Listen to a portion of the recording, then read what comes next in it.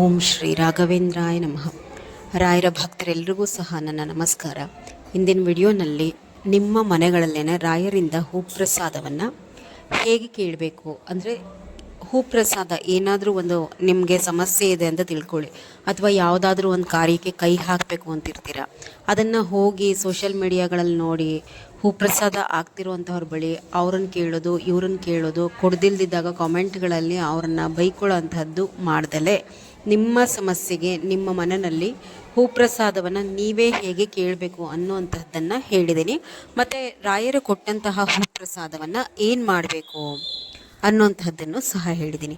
ನೋಡಿ, ಮೊದಲನೇದಾಗಿ ನೀವು ರಾಯರಿಂದ ಹೂಪ್ರಸಾದ ಕೇಳಬೇಕು ಅಂತಂದರೆ ಆದಷ್ಟು ಗುರುವಾರನೇ ಕೇಳಿ, ಅದೇ ಒಳ್ಳೆಯದು. ಬೇರೆ ದಿನದಲ್ಲಿ ಕೇಳಬಾರ್ದ ಅಂತಂದರೆ ಕೇಳ್ಬೋದು, ಏನಾದರೂ ತೀರಾ ಅನಿವಾರ್ಯ ಇದ್ದಾಗ ಬೇರೆ ದಿನದಲ್ಲಿ ಕೇಳಿ. ಇಲ್ಲ ಅಂತಂದರೆ ಸಮಯ ಇದೆ ಆ ಪ್ರಶ್ನೆಯನ್ನು ರಾಯರ ಮುಂದೆ ಇಡೋದಕ್ಕೆ ಅನ್ನೋಂತಹದ್ದಾದರೆ ಗುರುವಾರದ ತನಕ ಕಾಯಿರಿ. ಗುರುವಾರದ ತನಕ ಕಾಯ್ದು ಗುರುವಾರನೇ ಕೇಳುವಂಥದ್ದು ಶುಭ. ಯಾವುದೇ ವಿಚಾರವಾಗಿ ನೀವು ರಾಯರ ಬಳಿ ಹೂಪ್ರಸಾದ ಕೇಳೋದಕ್ಕಿಂತ ಮುಂಚೆ ತಲೆ ಸ್ನಾನ ಮಾಡಿರಬೇಕು. ತಲೆಗೆ ಸ್ನಾನ ಮಾಡ್ದಲೇ ಹೂಪ್ರಸಾದವನ್ನು ಕೇಳಬಾರ್ದು. ಇನ್ನು ರಾಯರು ಕೊಟ್ಟಂತಹ ಹೂಪ್ರಸಾದ ಏನು ಮಾಡಬೇಕು ಅಂತ ಹೇಳಿ ಮೊದಲು ಹೇಳಿಬಿಡ್ತೀನಿ. ಅಂದರೆ ಈ ಹೂಪ್ರಸಾದ ಕೇವಲ ನಾವು ರಾಯರ ಮುಂದೆ ಪ್ರಶ್ನೆಯನ್ನು ಇಟ್ಟು ಅದು ಬಿದ್ದಿರುತ್ತಲ್ಲ, ಅದಕ್ಕೆ ಮಾತ್ರ ಅಂತಲೇ ಅಲ್ಲ. ಈಗ ನಾವು ಪ್ರತಿನಿತ್ಯ ಏನೇ ಪ್ರಶ್ನೆ ಕೇಳದೇ ಇದ್ರೂ ಎಷ್ಟೋ ಬಾರಿ ನಾವು ರಾಯರಿಗೆ 2 ದೀಪ ಹಚ್ಚಿದ ಕೂಡಲೇ ಅವರಿಂದ ಹೂಪ್ರಸಾದ ಆಗತ್ತೆ. ಆ ಹೂಪ್ರಸಾದವನ್ನು ಏನು ಮಾಡಬೇಕು? ರಾಯರಿಂದ ಬಿದ್ದಂತಹ ಹೂಪ್ರಸಾದವನ್ನು ಏನು ಮಾಡಬೇಕು? ಮೊದಲನೇದು ಅತಿ ಶ್ರೇಷ್ಠ ಅಂತಂದರೆ, ಅದನ್ನು ಹೆಣ್ಮಕ್ಳಾದರೆ ಕಣ್ಗೊತ್ಕೊಂಡು ನಿಮ್ಮ ತಲೆಗೆ ಮುಡ್ಕೊಳ್ಳಿ. ಅದು ಬಲಗಡೆ ಬಿದ್ದಿದೆಯಾ, ಎಡಗಡೆ ಬಿದ್ದಿದೆಯಾ, ಇಲ್ಲ ಮಧ್ಯಭಾಗದಲ್ಲಿ ಬಿದ್ದಿದೆಯಾ, ಇದೆಲ್ಲ ಪ್ರಶ್ನೆ ಅಲ್ಲ. ಬಿಡಿ ಹೂ ಇಟ್ಟಿದ್ದು ಅಂದರೆ ಈಗ ಒಂದು ರೋಸೋ ಸೇವಂತಿಗೆನೋ ಆದರೆ ಅದನ್ನು ಎತ್ಕೊಂಡು ಮುಡಿಗೆ ಮುಡ್ಕೊಳ್ಳಿ. ಇಲ್ಲ ಹಾಕದಂತಹ ಮಾಲೆನಲ್ಲಿ ಒಂದು ಭಾಗದಿಂದ ಬಿದ್ದಿದ್ರೆ, ಈಗೇನೋ ಒಂದು ಮಲ್ಲಿಗೆ ಹೂವಿನ ಮಾಲೆ ಹಾಕಿರ್ತೀರ, ಅದರಲ್ಲಿ ಒಂದು ಸಣ್ಣ ಹೂವನ್ನು, ಬಿಡಿ ಹೂವನ್ನು ಕಿತ್ಕೊಂಡ್ಬಿಟ್ಟು ಮುಡ್ಕೊಳ್ಳಿ. ಅದರಿಂದನೂ ತುಳಸಿ ಪ್ರಸಾದ ಆದ್ರೂ ಅಷ್ಟೇ, ಅದರಿಂದ ಒಂದೆಲೆ ತುಳಸಿ ಕಿತ್ಕೊಂಡು ನೀವು ತಲೆಗೆ ಇಟ್ಕೋಬೇಕು. ಗಂಡು ಮಕ್ಕಳಾದರೆ ಏನು ಮಾಡಬೇಕು ಅಂತಂದರೆ, ಈಗ ಅದರಲ್ಲಿ ಒಂದು 2 ರೆಕ್ಕೆನ ಕಿತ್ತುಬಿಟ್ಟು ತಲೆ ಮೇಲೆ ಹಾಕ್ಕೊಳ್ಳಿ. ಇನ್ನು ಪೂರ್ತಿ ಹೂವನ್ನು ಅಂದರೆ ಈಗೇನೋ ಒಂದು ರೋಸ್ ಬಿದ್ದಿರುತ್ತೆ, ಅದರಲ್ಲಿ ಒಂದು 2 ಎಲೆ ತೆಗೆದುಬಿಟ್ಟು ತಲೆ ಮೇಲೆ ಹಾಕ್ಕೊಂಡು ನಿಮ್ಮ ತಾಯಿಗೋ, ತಂಗಿಗೋ, ಅಕ್ಕನಿಗೋ, ಇಲ್ಲ ನಿಮ್ಮ ಮಡದಿಗೋ ಕೊಟ್ಬಿಡಿ. ಮನೆಯಲ್ಲಿ ಹೆಣ್ಮಕ್ಳಿದ್ರೆ ಅಕ್ಕಪಕ್ಕದ ಮನೆಯವ್ರಿಗೆಲ್ಲ ಕೊಡ್ಲಿಕ್ಕೆ ಹೋಗಬೇಡಿ. ಇನ್ನು ಮನೆಯಲ್ಲಿ ದುಡ್ಡು ಕಾಸು ಉಳಿತಿಲ್ಲ, ಅಥವಾ ನಾವು ಹಣಕಾಸಿನ ವಿಚಾರದಲ್ಲಿ ಮನೆಯಲ್ಲಿ ಅಭಿವೃದ್ಧಿ ಇಲ್ಲ ಅನ್ನುವಂತಹವರು ರಾಯರು ಕೊಟ್ಟಂತಹ ಹೂಪ್ರಸಾದವನ್ನು ಬೀರುನಲ್ಲಿ ನೀವು ಎಲ್ಲಿ ಹಣ ಮತ್ತು ಒಡವೆ ಇಡ್ತೀರಲ್ವ ಆ ಜಾಗದಲ್ಲಿ ಇಟ್ಕೊಳ್ಳಿ. ಆ ಹೂವು ಒಂದಷ್ಟು ದಿನ ಆದಮೇಲೆ ಪೂರ್ತಿ ಒಣಗೋಗಿದೆ ಅಂಥೇಳಿ ನಿಮ್ಗೆ ಅನ್ನಿಸ್ದಾಗ ಗಿಡದ ಬುಡಕ್ಕೆ ಹಾಕ್ಬಿಡ್ಬೇಕು. ಇನ್ನು ಹೂಪ್ರಸಾದ ಕೇಳುವಂತಹ ವಿಚಾರಕ್ಕೆ ಬಂದರೆ, ಯಾವುದೇ ಒಂದು ನಿರ್ದಿಷ್ಟ ವಿಚಾರಕ್ಕೆ ಹೂ ಕೇಳೋ ಅಂಥವರು ದಯಮಾಡಿ ಗುರುವಾರನೇ ಕೇಳಿ. ತುರ್ತು ಪರಿಸ್ಥಿತಿ ಇದ್ದರೆ ಮಾತ್ರ ಬೇರೆ ದಿನ ಕೇಳ್ಬೋದು. ಅಂದರೆ ನಾನು ಹೇಳೋದು ಅರ್ಥ ಆಗ್ತಾ ಇದೆಯಾ?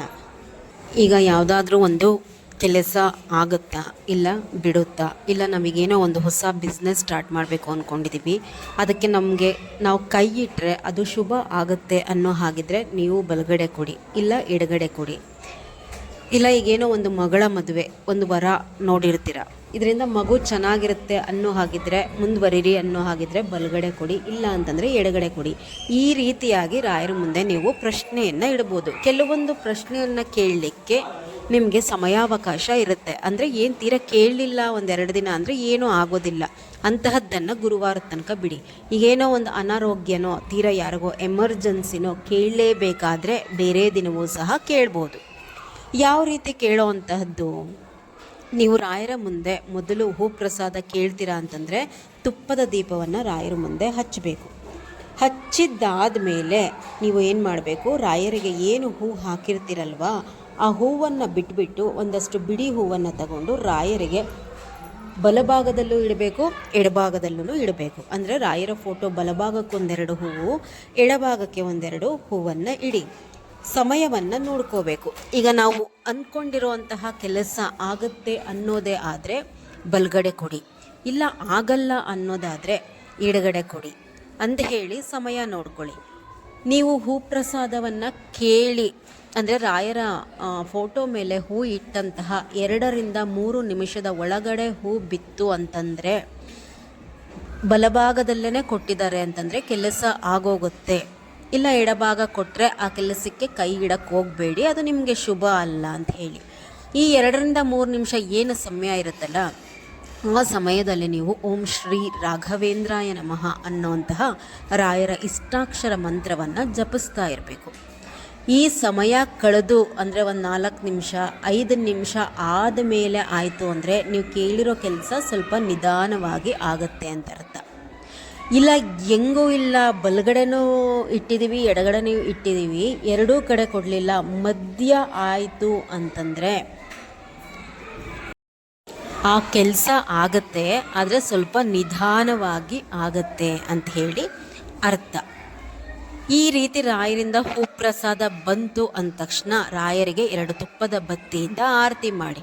ಹೂ ಪ್ರಸಾದ ಒಂದು 5 ನಿಮಿಷ ನೋಡಿ ಕೊಡಲಿಲ್ಲ ಅಂದರೆ ಬಲವಂತ ಮಾಡಲಿಕ್ಕೆ ಹೋಗಬೇಡಿ. ಒಂದು 5-6 ನಿಮಿಷ ನೋಡಿ ಬಿಟ್ಬಿಟ್ಟು ಮತ್ತೆ ಮುಂದಿನ ವಾರ ಕೇಳ್ಕೊಳ್ಳಿ ಅದೇ ಪ್ರಶ್ನೆನ. ಇದು ರಾಯರಿಂದ ಹೂ ಪ್ರಸಾದ ಕೇಳೋವಂತಹ ವಿಧಾನ. ಕೇಳಿ ನೋಡಿ, ಖಂಡಿತ ಕೊಡ್ತಾರೆ. ಅವರಿಂದ ಹೂ ಪ್ರಸಾದ ಕೊಡೋದಕ್ಕಿಂತ ಮುಂಚೆ ನೀವು ಭಕ್ತಿ ಶ್ರದ್ಧೆಯಿಂದ ರಾಯರನ್ನ ನಂಬಿ, ರಾಯರನ್ನ ಪೂಜಿಸಿ ಸ್ಮರಿಸಿ, ಮನೆಯಲ್ಲಿ ಅವರ ಪೂಜೆ ಪುನಸ್ಕಾರಗಳನ್ನ ನಿಷ್ಠೆಯಿಂದ ಶ್ರದ್ಧೆಯಿಂದ ಮಾಡಬೇಕು. ಬೇಕಾಬಿಟ್ಟಿ ಮಾಡಿದ್ರೆ ಅವರಿಂದ ಹೂ ಪ್ರಸಾದ ಆಗೋದಿಲ್ಲ. ಅವರಲ್ಲಿ ಅಚಲವಾದಂತಹ ನಂಬಿಕೆ ಇರಬೇಕು.